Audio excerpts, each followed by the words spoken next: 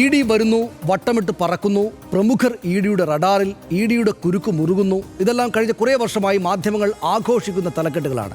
ഒരു 10 കൊല്ലമേ ആയിട്ടുള്ളൂ enforcement directorate എന്ന ഇ ഡി ഈ വിധം കുരുക്ക് മുറുക്കാൻ തുടങ്ങിയിട്ട്. വലിയ വാർത്താ ഭൂകമ്പം ഒക്കെ ഉണ്ടാക്കുമെങ്കിലും എടുക്കുന്ന കേസുകൾ തെളിയിക്കാൻ ഇ ഡിക്ക് മിടുക്കില്ലെന്നും ഇതിനിടെ കണക്ക് സഹിതം തെളിവുകൾ വെളിയിൽ വന്നു. കഴിഞ്ഞ 10 കൊല്ലത്തിനിടെ ഇ ഡി എടുത്തത് 6000-ഓളം കേസുകളാണ്. ഇതിൽ തെളിയിച്ചത് വെറും 40 ചില്ലറയും കേസുകൾ മാത്രം. രാഷ്ട്രീയ പ്രവർത്തകർക്കെതിരെ 10 കൊല്ലത്തിനിടെ ഇ ഡി എടുത്തത് 193 കേസ്. രാഷ്ട്രീയ പ്രവർത്തകർ എന്നാൽ BJP ഒഴികെയുള്ള രാഷ്ട്രീയ പ്രവർത്തകർ. BJPക്കാർക്കെതിരെ ഇ ഡി കേസെടുക്കാറില്ല. എടുത്ത 193-ൽ തെളിയിക്കപ്പെട്ടത് വെറും 2 എണ്ണം.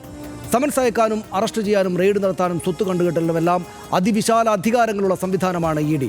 രാഷ്ട്രീയ എതിരാളികളെ ഒതുക്കാൻ കേന്ദ്രത്തിൻ്റെ കയ്യിലെ 1-ാം നമ്പർ ആയുധമാണ് ഇക്കഴിഞ്ഞ കുറേ വർഷമായി ഈ കേന്ദ്ര ഏജൻസി. കേന്ദ്രത്തെ വിമർശിച്ചാൽ ഇ ഡി വരും എന്നത് ഭാഷയിലെ ഒരു തമാശ പ്രയോഗം തന്നെയായി.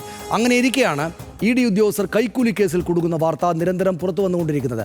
ഡൽഹിയിൽ, മുംബൈയിൽ, ബംഗളൂരുവിൽ, രാജസ്ഥാനിൽ, തമിഴ്നാട്ടിൽ എല്ലാം ഇ ഡി കൈക്കൂലി കുരുക്കിലായ വാർത്തകൾക്ക് ശേഷം ഇപ്പോൾ കേരളത്തിലും ഇ ഡി കുടുങ്ങിയിരിക്കുന്നു. E D Kochi unit assistant director Shekhar കുമാറിനെ 1-ാം പ്രതിയാക്കി വിജിലൻസ് കേസെടുത്തു. ഇനി വേണമെങ്കിൽ തലക്കെട്ടുകൾ അല്പം പരിഷ്കരിക്കാം. കേരളത്തിൽ വിജിലൻസിന്റെ റഡാറിലാണ് ഇപ്പോൾ ഇ ഡി ഉദ്യോഗസ്ഥർ ഭീഷണിപ്പെടുത്തി കണക്ക് പറഞ്ഞ് കൈക്കൂലി എണ്ണി വാങ്ങിയെന്ന പരാതികൾ തുരുതുര പുറത്തു വരികയാണെന്നാണ് വിവരം. ഇതുവരെ നമ്മൾ കരുതിയത് കൂട്ടിലിട്ട തത്തയാണ് ഇ ഡി എന്നാണെങ്കിൽ ഈ തത്ത കൂടും പൊളിച്ചുപോയി കൈക്കൂലി കൊത്തിക്കൊണ്ടുവരുന്ന തത്തയാണ് എന്നാണ് ഇപ്പോൾ വെളിവാകുന്നത്. കണ്ടുവരാം അഴിമതി അന്വേഷിക്കാൻ നിയോഗിക്കപ്പെട്ട ഏജൻസിയുടെ അഴിമതി കഥ. RDX rap 59 second.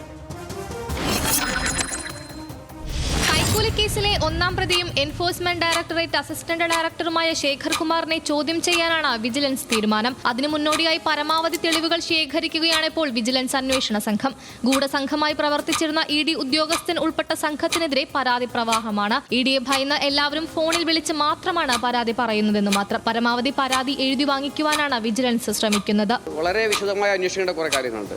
അപ്പോൾ അതെല്ലാം ഞങ്ങൾ അതിന്റെ പ്രോസസ്സിലാണ്. തട്ടിപ്പ് സംഘത്തെ ഏകോപിപ്പിച്ചിരിക്കുന്നത് ചാർട്ടേഡ് അക്കൗണ്ടന്റായ രഞ്ജിത്ത് വാര്യരാണെന്ന് വിജിലൻസ് കണ്ടെത്തി. കൈക്കൂലിയിലൂടെ ലഭിക്കുന്ന പണം കൈകാര്യം ചെയ്തിരുന്നത് മുകേഷ് മുരളി എന്ന ഇടനിലക്കാരനായിരുന്നുവെന്ന് വിജിലൻസ്. ഇയാളാണ് റിവേഴ്സ് ഹവാലയായി പണം വിദേശത്തേക്ക് കടത്തിയിരുന്നത്. ഭീഷണിക്ക് വഴങ്ങുന്നവരിൽ നിന്ന് പണം കൈപ്പറ്റിയിരുന്നതാകട്ടെ 2-ാം പ്രതിയായ വിൽസനും. രഞ്ജിത്തിന്റെ ഫോണും ലാപ്ടോപ്പും ഇലക്ട്രോണിക് ഫോറൻസിക് പരിശോധനയ്ക്ക് അയച്ചിട്ടുണ്ട്.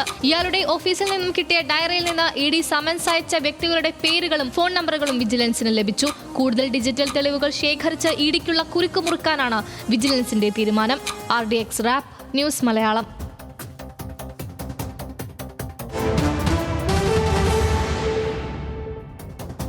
നമുക്ക് ഒന്നുകൂടെ വിശദമായിട്ട് പോയിന്റ് ബൈ പോയിന്റ് പരിശോധിക്കാം. വിജിലൻസ് റഡാറിൽ ഇ ഡി. മെയ് 16-ാം തീയതിയാണ് ഇ ഡി കേസ് ഒഴിവാക്കാൻ കൈക്കൂലി വാങ്ങാനെത്തിയവർ അറസ്റ്റിലായത്. ഈ വിശദാംശങ്ങൾ നമ്മൾ അറിഞ്ഞതാണ്. ഏജന്റുമാരായ വിൽസൺ, മുരളി, മുകേഷ് എന്നിവരാണ് വിജിലൻസിന്റെ പിടിയിൽ ആയത്. അന്ന് കശുവണ്ടി വ്യവസായി അനീഷ് ബാബുവാണ് വിജിലൻസിന് പരാതി നൽകിയത്. ഇ ഡി കേസ് അവസാനിപ്പിക്കാൻ 2 കോടി രൂപ കൈക്കൂലി ആവശ്യപ്പെട്ടെന്നായിരുന്നു പരാതി. ചാർട്ടേഡ് അക്കൗണ്ടന്റ് രഞ്ജിത്ത് വാര്യരെയും പിന്നീട് വിജിലൻസ് കസ്റ്റഡിയിലെടുത്തു.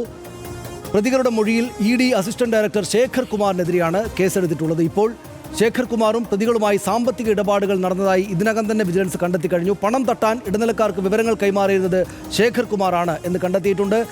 ശേഖർ കുമാറും 2-ാം പ്രതി വിൽസനും ഗൂഢാലോചന നടത്തിയെന്നും വിജിലൻസ് കണ്ടെത്തിയിട്ടുണ്ട്. ഇങ്ങനെയാണ് കുരുക്ക് മുറുകുന്നത്. ഇ ഡി സമൻസ് നൽകി വിളിപ്പിച്ചവരുടെ വിവരങ്ങൾ രഞ്ജിത്തിന്റെ ഡയറിയിലുണ്ട് എന്നതാണ് ഒരു തെളിവ്. ചോദ്യം ചെയ്യലിനിടെ അസഭ്യം പറഞ്ഞു, മോശമായി പെരുമാറി പരാതിക്കാരൻ അനീഷ് ബാബു ഈ കാര്യങ്ങളെല്ലാം പറയുന്നു. തന്നെ ഭീഷണിപ്പെടുത്തിയത് E D deputy director Vinod Kumar ആണ് എന്ന് പേരെടുത്തു തന്നെ പരാതിയിലുണ്ട്. ഇ ഡി ഉദ്യോഗസ്ഥരുടെ അറിവോടെയാണ് കേസ് ഒത്തുതീർപ്പിന് കോഴ വാങ്ങിയത് എന്നുകൂടെ പറയുന്നു. ഇ ഡിയിൽ നിന്ന് വിളിക്കും എന്ന് ഇടനിലക്കാരൻ പറഞ്ഞ സമയത്തെല്ലാം ഇ ഡി വിളിക്കുകയുണ്ടായി. ഇടനിലക്കാരൻ പറയുമ്പോഴൊക്കെ ഇ ഡി വിളിച്ചു. കേസ് ഒത്തുതീർപ്പാക്കാൻ ഇ ഡിയുടെ ഇടനിലക്കാർ സമീപിച്ചെന്ന് വ്യവസായി ജെയിംസ് ജോർജും പറയുന്നുണ്ട്. പരാതി പ്രളയമാണ്. കേസ് ഒത്തുതീർപ്പാക്കാൻ 2 കോടി രൂപ ആവശ്യപ്പെട്ടെന്നും ജെയിംസ് ജോർജ് വെളിപ്പെടുത്തിയിട്ടുണ്ട്. ഇതിനകം തന്നെയും വിജിലൻസിന്റെ കൈവശം അതുണ്ട്. 2025 ജനുവരിയിൽ E D Shimla unit assistant director Vishal Deep അറസ്റ്റിലായി. പുറത്തുനിന്ന് ഒരുപാട് പരാതികളുണ്ട്. സ്കോളർഷിപ്പ് അഴിമതിയുമായി ബന്ധപ്പെട്ട കേസിൽ കൈക്കൂലി വാങ്ങിയത് 60 ലക്ഷം രൂപയാണ് ഈ ഇ ഡി ഉദ്യോഗസ്ഥൻ. ഇ ഡി ഓഫീസർ വിശാൽ ദീപിനെ അറസ്റ്റ് ചെയ്തത് CBI ആയിരുന്നു എന്ന് നമ്മൾ മനസ്സിലാക്കിയിട്ടുണ്ട്. വിശാലിന്റെ വീട്ടിൽ നടത്തിയ റെയ്ഡിൽ കണ്ടെത്തിയത് 1 കോടിയിലധികം രൂപയായിരുന്നു എന്ന് പറയുന്നു. 2024 ഓഗസ്റ്റിൽ മുംബൈയിൽ E D assistant director Sandeep സിംഗും അറസ്റ്റിലായിട്ടുണ്ട്. ആ വാർത്തയെ നമ്മൾ വായിച്ചതാണ്. സന്ദീപ് സിംഗ് ജ്വല്ലറി ഉടമയിൽ നിന്ന് കൈക്കൂലി വാങ്ങിയത് 20 ലക്ഷം രൂപയാണ് എന്നത് ഓർക്കണം. മുംബൈയിലെ കൈക്കൂലി കേസിൽ പണം നൽകിയില്ലെങ്കിൽ ജ്വല്ലറി ഉടമയുടെ മകനെ അറസ്റ്റ് ചെയ്യുമെന്ന് ഭീഷണിപ്പെടുത്തി ED ഉദ്യോഗസ്ഥർ എന്നതാണ്.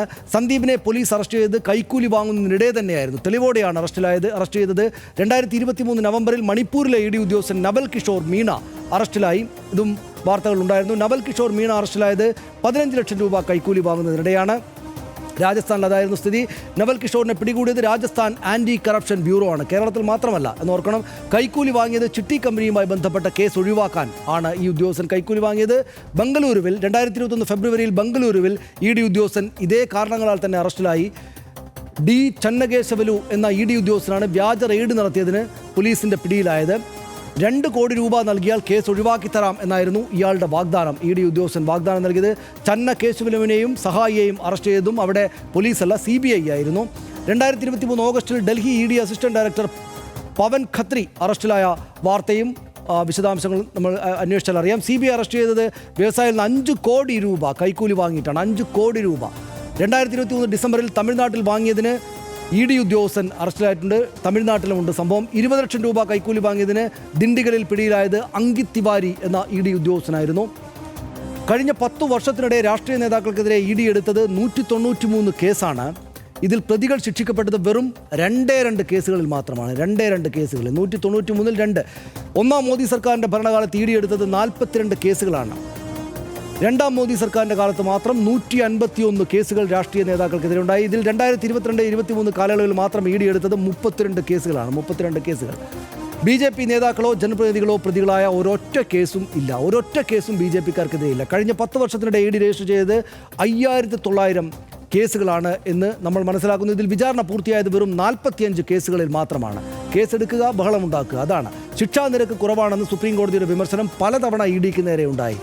കുറ്റാരോപിതരെ ഏത് വിധേനയും ജയിലിൽ പിടിച്ചിടാനുള്ളതല്ല PMLA ആക്ട് എന്ന് കോടതി പലപ്പോഴും വിമർശിക്കുന്ന സാഹചര്യമുണ്ടായി. ഇത് നമ്മൾ നേരത്തെ വിശദമായിട്ട് EDയുടെ കാര്യം എടുത്താണ്. പക്ഷേ അന്നിപ്പോൾ ഈ സംഭവം ഉണ്ടായിരുന്നില്ല. ഇതിപ്പം BJP സർക്കാർ അവരുടെ രാഷ്ട്രീയ നേട്ടത്തിന് വേണ്ടിയിട്ട് ED ഉപയോഗിക്കുകയാണ് എന്ന് നമ്മൾ വളരെ പരസ്യമായിട്ട് സൂചനകളോ അത്രയോ ഇല്ലാതെ പറഞ്ഞാൽ തന്നെയും ഒരു തെറ്റും വരാത്ത കാര്യമാണ് ഈ EDയുമായി ബന്ധപ്പെട്ട കാര്യങ്ങൾ. അതിപ്പോൾ നമുക്ക് ഒരുപാട് തെളിവുകൾ എല്ലാ സംസ്ഥാനത്തുണ്ട്. കേരളത്തിലും നമ്മുടെ ഒരു കേസാണ്. ആ ഡാറ്റാ ഷീറ്റിൽ ഒരു കാര്യത്തിൽ ഒരു ചെറിയ പിശകുണ്ട്. പിശകല്ല, കുറച്ചുകൂടി വിശദീകരിക്കേണ്ടതുണ്ട്. അതായത് BJP നേതാക്കൾക്കെതിരെ കേസില്ല എന്ന് പറയുന്നുണ്ടല്ലോ, അതിനകത്തൊരു പ്രശ്നമുണ്ട്. കേസുണ്ട്, പല നേതാക്കൾക്കെതിരെയും കേസുണ്ടാവും. അവർ BJPയിലേക്ക് മാറിക്കഴിഞ്ഞാൽ പിന്നെ ആ കേസ് ഉണ്ടാവില്ല. അങ്ങനെ ഉണ്ട്. ആ നിലയ്ക്ക് പല BJP നേതാക്കന്മാർക്ക് എതിരെയും ഈ നിലയ്ക്ക് EDയുടെ അന്വേഷണമോ ഇടപെടലോ BJP നേതാക്കളായിരുന്ന പലർക്കെതിരെയും നേരത്തെ ഉണ്ടായിട്ടുണ്ട്. അങ്ങനെയുള്ള ഒരു സാഹചര്യമുണ്ട്. മറ്റൊന്ന്, ഇപ്പോൾ നേരത്തെ സൂചിപ്പിച്ചല്ലോ, മുംബൈയിൽ, ഷിംലയിൽ, ബാംഗ്ലൂരുവിൽ, ഇവിടെയെല്ലാം, രാജസ്ഥാനിൽ, ഇവിടെയെല്ലാം ഈ പണി ED ചെയ്തിട്ടുണ്ട്. ഏതാണ് ഈ രീതിയിൽ ആളുകളെ ഭീഷണിപ്പെടുത്തിക്കൊണ്ട് അല്ലെങ്കിൽ മറ്റേതെങ്കിലുമൊക്കെ തരത്തിൽ ആളുകളിൽ നിന്ന് കൈക്കൂലി വാങ്ങുന്ന ഇടപാട്, ഒരു ഗുണ്ടാ സംഘം പോലെ ആ നിലയ്ക്ക് കൈക്കൂലി വാങ്ങുന്ന തരത്തിൽ പ്രവർത്തിച്ചിട്ടുണ്ട് എന്നുള്ളത് വാസ്തവമാണ്. ഇന്നിപ്പോൾ കേരളത്തിൽ ഈ EDക്കെതിരെ ഈ ആരോപണം ഉയരുമ്പോൾ കേരളത്തിലെ രാഷ്ട്രീയ പാർട്ടികൾ എന്താ ചെയ്യേണ്ടത്? ഒറ്റക്കെട്ടായി അതെന്താണെന്ന് പരിശോധിക്കാനും അന്വേഷിക്കാനുമുള്ള നടപടി സ്വീകരിക്കുകയല്ലേ വേണ്ടത്? ഇന്നിപ്പോൾ കേരളത്തിൽ ഒരു ദളിത് സ്ത്രീയെ, യുവതിയെ ക്രൂരമായി അങ്ങനെ പോലീസ് സ്റ്റേഷനിൽ പീഡിപ്പിച്ചു എന്നുള്ള വാർത്ത വരുമ്പോൾ, അതായത് അവരെ മാനസികമായി അങ്ങേയറ്റം തകർക്കുന്ന ഒരു നിലപാട് പോലീസിൻ്റെ ഭാഗത്തുനിന്ന് വരുമ്പോൾ എന്താണ് വൈകിയായാലും ഭരണകൂടം ചെയ്യുന്നത്? ആ പോലീസുകാരനെ സസ്പെൻഡ് ചെയ്യുകയാണ് ചെയ്യുന്നത്. പാർട്ടികളെല്ലാം, ഭരണ പാർട്ടികളും പ്രതിപക്ഷ പാർട്ടികളും എല്ലാം ഒറ്റക്കെട്ടായി വിമർശിക്കുക. ഇവിടെ EDക്കെതിരെ ഒരു വിഷയം വന്ന ഉടനെ തന്നെ മുൻ BJP സംസ്ഥാന പ്രസിഡന്റ് K. സുരേന്ദ്രൻ ശക്തമായി EDക്ക് വേണ്ടി പ്രതിരോധം തീർക്കാൻ രംഗത്തെത്തി. എന്ത് വിചിത്രമായ കാഴ്ചയാണത്. കാരണം അതേ പറയാണ്, പോലീസുകാരൊക്കെ കേസിൽ പെടുന്നില്ലേ? ഇവിടെ പല പോലീസുകാരും ഇത്തരം കൈക്കൂലി കേസിലൊക്കെ പെടുന്നുണ്ടല്ലോ. അപ്പോൾ ED അങ്ങനെ വല്ലപ്പോഴൊക്കെ എന്തെങ്കിലുമൊക്കെ കേസിലൊക്കെ പെടും, അത്രയേ ഉള്ളൂ, അങ്ങനെ കരുതിയാൽ മതിയെന്ന്. ഒരു കാര്യമുണ്ട്, 0.5% മാത്രമാണ് എൻഫോഴ്സ്മെൻറ്റ് ഡയറക്ടറേറ്റിൻ്റെ കൺവിക്ഷൻ റേറ്റ്. കേരള പോലീസിൻ്റെ എത്രയാണെന്നറിയോ? 86%. കേരള പോലീസിൻ്റെ കൺവിക്ഷൻ റേറ്റ്. ഇത് തമ്മിലുള്ള വ്യത്യാസം അപ്പോൾ തന്നെ മനസ്സിലാവുമല്ലോ. ഇനി വേറൊരു കാര്യം, ഈ എന്തെല്ലാം കാര്യത്തിലാണ് ഈ എൻഫോഴ്സ്മെൻറ്റ് ഡയറക്ടറേറ്റ് എന്ന് പറയുന്ന സംവിധാനം ഈ മട്ടിൽ പ്രവർത്തിക്കേണ്ടതുണ്ടോ? അങ്ങേയറ്റം ഒരു ഗുണ്ടാ സംഘം പോലെ അത് പ്രവർത്തിക്കേണ്ടതുണ്ടോ എന്ന് ആലോചിക്കണം. ഏറ്റവും വിപുലമായ അധികാരങ്ങളുള്ള ഒരു അന്വേഷണ സംഘമാണ് എൻഫോഴ്സ്മെൻറ്റ് ഡയറക്ടറേറ്റ്. അവർ പിടിച്ചുകൊണ്ട് പോയാൽ അവിടെ കുടുങ്ങുകയാണ്. ഇപ്പം നാളെ എന്നെ പിടിച്ചുകൊണ്ട് പോയാൽ കൊണ്ടകത്തിട്ട് കഴിഞ്ഞാൽ അവിടെ കിടക്കുക എന്നുള്ളതല്ലാതെ അവിടുന്ന് രക്ഷപ്പെടണമെങ്കിൽ, ജാമ്യം കിട്ടണമെങ്കിൽ മാസങ്ങൾ കഴിയുമെന്നുള്ളതാണ് അവരുടെ കയ്യിലുള്ള അധികാരത്തിൻ്റെ ഒരു വലിയ പവർ എന്ന് പറയുന്നത്. ഇവിടെ രാഷ്ട്രീയ നേതാക്കളെ, ഇപ്പോൾ മനീഷ് സിസോദിയയെ പോലെ അല്ലെങ്കിൽ അരവിന്ദ് കെജ്രിവാളിനെ പോലെ ഉള്ള രാഷ്ട്രീയ നേതാക്കളെ ഇവർ പിടിച്ചുകൊണ്ട് അകത്തിടും. മാധ്യമപ്രവർത്തകരെ പിടിച്ചുകൊണ്ട് അകത്തിടും. അകത്ത് ഇങ്ങനെ ദീർഘമായി കൃത്യമായി വിചാരണയിലേക്ക് പോകാതെ, അതല്ലെങ്കിൽ ഇവർക്കെതിരായ കുറ്റപത്രം കൃത്യമായി സമർപ്പിക്കാതെ, ഇവർക്കെതിരായ ആരോപണങ്ങൾ എന്തൊക്കെയാണെന്ന് സമൂഹ മധ്യത്തിൽ കൃത്യമായി പറയാതെ ഊഹാപോഹങ്ങളുടെ പുറത്ത് മാത്രം ഈ ആളുകൾ എത്ര ദിവസം ജയിലിൽ കിടക്കേണ്ട സ്ഥിതി വരുന്നുണ്ട്. ഇത് നമ്മളുടെ മുന്നിലുള്ള വസ്തുതയാണ്. ഇനി വേറൊന്ന്, നമ്മൾ പലപ്പോഴും നമ്മളിവിടെ ഒന്നോ രണ്ടോ തവണ ഓർമ്മിപ്പിച്ചു, പക്ഷേ ഇന്ത്യ മറന്നുപോയ ഇലക്ട്രൽ ബോണ്ട് വിവാദത്തിൽ ആ ഇലക്ട്രൽ ബോണ്ട് ഇടപാടിൽ കൃത്യമായി ഒരു ഈ സുപാരി പിരിവിന് വേണ്ടി രംഗത്തിറങ്ങിയത് എൻഫോഴ്സ്മെൻറ്റ് ഡയറക്ടറേറ്റ് ആണ് എന്നുള്ളത് പരസ്യമായ രഹസ്യമാണല്ലോ. അതിൻ്റെ തെളിവുകൾ സഹിതം വിവിധ മാധ്യമങ്ങൾ അത് റിപ്പോർട്ട് ചെയ്തതാണ്. അതായത് രാഷ്ട്രീയ പാർട്ടിക്ക് കൃത്യമായി ബോണ്ട് കോൺഗ്രസിന് ബോണ്ട് കിട്ടുന്ന ബോണ്ട് ഏതെങ്കിലും ബിസിനസ്സുകാരൻ കൊടുത്താൽ 48 മണിക്കൂറിനകം അയാളുടെ വീട്ടിൽ റെയ്ഡ് നടക്കും. കോൺഗ്രസിന് ബോണ്ട് പോയി കഴിഞ്ഞാൽ, BJPക്ക് ബോണ്ട് പോയി കഴിഞ്ഞാൽ ഒരു കുഴപ്പമില്ല. നേരത്തെ കേസ് ഉണ്ടായിരുന്ന കേസുകൾ പതുക്കെ അങ്ങ് അവസാനിക്കും. എനിക്ക് വേണമെങ്കിൽ ഞാനിത് എഴുതി വെച്ചിട്ടുണ്ട്, എണ്ണി എടുത്ത് പറയാം. പിന്നെ നമുക്ക് സമയപരിമിതി ഉള്ളതുകൊണ്ട് ഞാനത് ഓരോന്നും എടുത്ത് എണ്ണി പറയുന്നില്ല. അത്രയധികം കേസുകൾ ഈ നിലയ്ക്ക് ഇലക്ട്രൽ ബോണ്ട് BJPയിലേക്ക് പോകുമ്പോഴേക്ക് ആ കേസുകൾ അങ്ങനെ ഇല്ലാതാക്കപ്പെടുന്നു. അതായത് വെറും 0.5% മാത്രം കൺവിക്ഷൻ റേറ്റുള്ള ഒരു സംവിധാനം, ഇങ്ങനെ ഒരു സംവിധാനം ഇത്രയധികം അധികാരത്തോടെ ഇവിടെ പ്രവർത്തിക്കുന്നത്, അത് നിയന്ത്രിക്കാൻ കോടതികളെങ്കിലും കർശനമായി ഇടപെടേണ്ട സമയം എപ്പോഴേ അതിക്രമിച്ചിരിക്കുന്നു എന്നുള്ളതിൻ്റെ തെളിവാണ് കേരളത്തിലടക്കം കാണിച്ചു കൂട്ടുന്ന ഈ പരിപാടി. ഒരു കാര്യം കൂടെ നമ്മൾ പറയേണ്ടത് ഹർഷൻ, ഈ മാധ്യമങ്ങളുടെ നിലപാടാണ്. അതായത് ED എന്ന് വച്ചാൽ ഇങ്ങോട്ട് വന്നാൽ ചോദ്യം ചെയ്യാൻ പഴുതില്ലാത്ത, ചോദ്യം ചെയ്യപ്പെടേണ്ടതേ ഇല്ലാത്ത ഒരു സംഘമാണ് എന്ന നിലപാടാണ് മാധ്യമങ്ങൾ ഇക്കാലത്ത് നമ്മൾ ഇവിടെ കണ്ട രാഷ്ട്രീയ നേതാക്കൾക്കെതിരെയുള്ള കേസെടുക്കൽ ശ്രമങ്ങളിലെല്ലാം കാണിച്ചത്. എനിക്ക് നല്ല ഓർമ്മയുണ്ട്, ഹർഷനും ഓർമ്മയുണ്ടാകും. പ്രത്യേകിച്ച് ഞാനിപ്പോൾ ഓർക്കുന്ന KT ജലീലിനെതിരായുള്ള നിലപാട്. KT ജലീലിനെ ഇവർ കുരുക്കുമുറുക്കുക എന്ന് വെച്ചാൽ EDക്കൊപ്പം നിന്നിട്ട് ഈ എന്തോ വലിയ സംഭവം ഒറ്റ തവണയെ ചോദ്യം ചെയ്തുള്ളൂ ഈ ജലീലിനെ.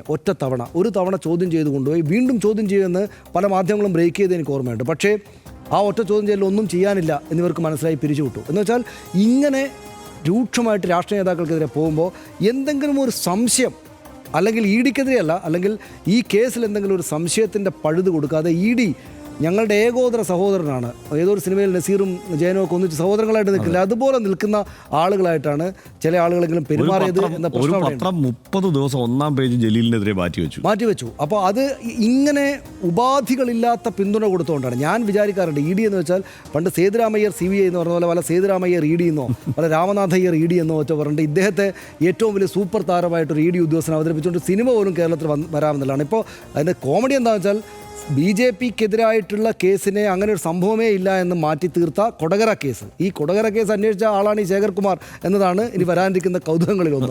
കേന്ദ്ര സർക്കാരിന് അനഭിമിതരായ ആരുടെ മേലെയും ഇടുത്തി പോലെ വന്ന് വീണേക്കാവുന്ന ആഗ്നേയ ശരമാണ് ആയിരുന്നു ED. സോണിയാഗാന്ധി, രാഹുൽ ഗാന്ധി, P. ചിദംബരം, ശരത് പവാർ, അരവിന്ദ് കെജ്രിവാൾ, സഞ്ജയ് റാവുത്ത്, പാർത്ഥ ചാറ്റർജി, ഫറൂഖ് അബ്ദുള്ള, ആ നിര അങ്ങനെ നീളുന്നു. പ്രതിപക്ഷ നിരയിൽ EDയുടെ അമ്പ് കൊള്ളാത്തവരെ എണ്ണുന്നതാണ് എളുപ്പം. BJP നേതാക്കളിൽ ഒരാൾക്കും ED ഇതേവരെ ഒരു അലോസരവും ഉണ്ടാക്കിയിട്ടുമില്ല. 2021 നിയമസഭാ തെരഞ്ഞെടുപ്പ് കാലത്ത് BJP സംസ്ഥാന ഘടകത്തെ പ്രതിരോധത്തിലാക്കിയ കൊടകര കുഴൽപ്പണ കേസിൽ BJP ആരോപണ വിധേയർ പോലും ഇല്ല എന്ന പ്രതീതി സൃഷ്ടിക്കാൻ ED 3-ാം നമ്പർ രാഷ്ട്രീയ കളി കളിക്കുന്നതും കേരളം കണ്ടു. 2014 ശേഷം ED രാജ്യത്ത് നടത്തിയ പരിശോധനകൾ 26 മടങ്ങ് വർദ്ധിച്ചെന്നാണ് രേഖകൾ. 2004-2014 കാലഘട്ടത്തിൽ പ്രതിവർഷം ശരാശരി 104 കേസുകൾ എടുത്തിരുന്ന ED 2014 ശേഷം ശരാശരി 839 കേസുകൾ എടുത്തു തുടങ്ങി എന്നും കണക്കുണ്ട്. ED കേന്ദ്ര സർക്കാരിൻ്റെ രാഷ്ട്രീയ ആയുധമാണ് എന്നത് ഇങ്ങനെ കണക്ക് നിരത്തി തെളിയിക്കേണ്ട കാര്യമൊന്നുമല്ല. അത് സാമാന്യ ബോധമുള്ളവർക്കെല്ലാം മനസ്സിലാവുന്ന വസ്തുതയാണ്. അഴിമതിക്കാരെ പൂട്ടാനെന്ന പേരിൽ വന്ന് വട്ടമിട്ട് പറന്ന ഇതേ ED അഴിമതി കുരുക്കിൽപ്പെട്ട് അപഹാസ്യരായി നിൽക്കുകയാണ് കേരളത്തിൽ. വിജിലൻസ് റഡാറിലുള്ള ED ഓഫീസർമാർക്കും കൂട്ടാളികൾക്കുമെതിരെ കൃത്യമായ അന്വേഷണം നടക്കട്ടെ. കൈക്കൂലി കൊത്തി പറക്കാൻ വന്ന തത്തയെ കൂട്ടിലാക്കാൻ അവർക്കാകട്ടെ. കേരളത്തിൻ്റെ സവിശേഷ സാഹചര്യത്തിൽ മാത്രം ED നടപടികൾ ശരിയാണ് എന്ന് വാദിച്ചിരുന്നവർക്ക് ഇതൊരു പുനർവിചിന്തനത്തിലുള്ള സമയമായി കൂടി RDX കരുതുന്നു. ഇടവേളയിലേക്ക്